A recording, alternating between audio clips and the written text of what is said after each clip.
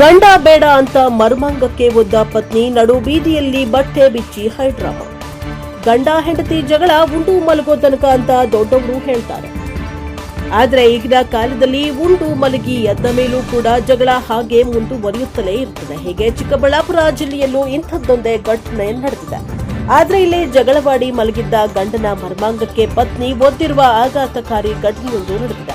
ಇದಷ್ಟೇ ಅಲ್ಲದೆ ನನಗೆ ಗಂಡ ಬೇಡ ಎಂದು ನಡು ಬೀದಿಯಲ್ಲಿ ಬಟ್ಟೆ ಬಿಚ್ಚಿ ಪತ್ನಿ ವಿಕೃತಿ ಮೆರೆದಿರುವ ಘಟನೆ ಚಿಕ್ಕಬಳ್ಳಾಪುರ ಜಿಲ್ಲೆಯ ಚಿಂತಾಮಣಿ ತಾಲೂಕಿನ ವೆಂಕಟರಾಯನಕೋಟೆಯಲ್ಲಿ ನಡೆದಿದೆ. ಹಾಗಾದ್ರೆ ಏನಿದು ಘಟನೆ? ಕಳೆದ 2 ವರ್ಷಗಳ ಹಿಂದೆ ಒಂದೇ ಗ್ರಾಮದ 26 ವರ್ಷದ ಮುನೀಂದ್ರ ಮತ್ತು 20 ವರ್ಷದ ವರ್ಷ ಪ್ರೀತಿಸಿ ಮದುವೆಯಾಗಿದ್ದರು. ಪತಿ ಮುನೀಂದ್ರ ಡ್ರೈವರ್ ಕೆಲಸ ಮಾಡಿಕೊಂಡು ಜೀವನವನ್ನ ನಡೆಸ್ತಾ ಇದ್ದ. ಆದ್ರೆ ಪ್ರೀತಿಸಿ ಮದುವೆಯಾಗಿದ್ದ 2 ವರ್ಷಕ್ಕೆ ಇಬ್ಬರ ಮಧ್ಯೆ ವೈಮನಸ್ಸು ಉಂಟಾಗಿದೆ. ಇದರಿಂದ ಮನೆಯಲ್ಲಿ ಗಂಡ ಹೆಂಡತಿ ಜಗಳ ಶುರುವಾಗಿದೆ.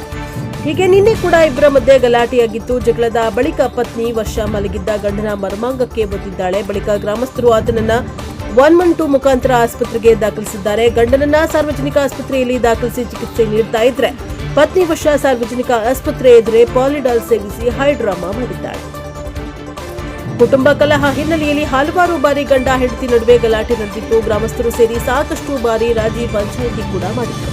ಇವರಿಬ್ಬರ ಜಗಳ ಮಾತ್ರ ಮುಂದುವರಿಯುತ್ತಲೇ ಇತ್ತು. ಕುಟುಂಬ ಕಲಹ ಬಗೆಹರಿಯದ ಹಿನ್ನೆಲೆ ಇಬ್ಬರು ಕೂಡ ಯತ್ನಿಸಿದ್ರು. ಆದ್ರೆ ಗಂಡನನ್ನ ಆತ್ಮಹತ್ಯೆ ಮಾಡಿಕೊಳ್ಳಲು ಹೇಳಿ ಹೆಂಡತಿ ವರ್ಷ ಎಸ್ಕೇಪ್ ಆಗಿದ್ಲು ಎನ್ನಲಾಗಿದೆ. ಪ್ರೀತಿಸಿ ಮದುವೆಯಾಗಿದ್ದ ಜೋಡಿಗೆ ಏನಾಗಿತ್ತೋ ಏನೋ, ಹೆಂಡತಿಯೇ ಪದೇ ಪದೇ ಗಂಡನ ಬಳಿ ವಿಚ್ಛೇದನ ಕೇಳಿ ಕಿರುಕುಳವನ್ನ ನೀಡ್ತಾ ಇತ್ತು ಎಂದು ಇದರಲ್ಲಿ ಆರೋಪಿಸಲಾಗಿದೆ. ಅಲ್ಲದೆ ತಾಳಿ, ಕಾಲುಂಗುರ, ಬಟ್ಟೆ ಬಿಚ್ಚು ಕಿತ್ತು ಬಿಸಾಡಿ ರಂಪಾಟ ಮಾಡಿದ್ದಾಳೆ.